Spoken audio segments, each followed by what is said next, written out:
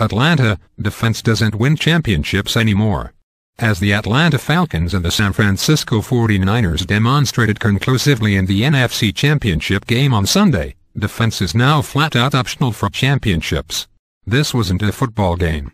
This was practice squad target practice, with two of the NFC's best quarterbacks locating whichever receiver they wanted, and those receivers carving out enough space in the secondary to build homes, swimming pools included. Also, 73 players granted special eligibility for 2013 NFL Draft. Although Atlanta started hot, it became clear that this was going to be a game of whoever blinks, loses.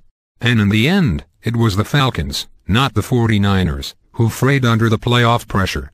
Atlanta took the opening drive 80 yards, culminating with a 46-yard pass from Matt Ryan to a wide-open Julio Jones.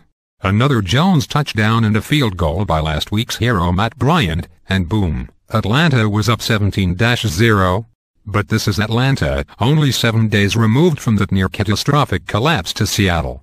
The Falcons led 27-7 going into the fourth quarter of last week's divisional playoff, and won only on a last-second field goal.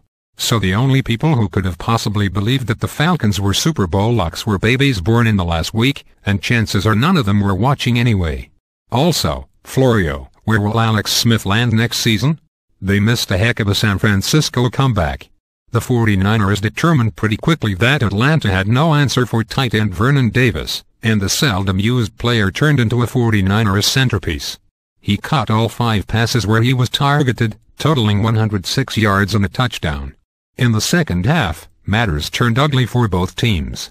Falcons quarterback Matt Ryan threw an interception and fumbled, and a costly Falcons penalty gave the 49ers added life.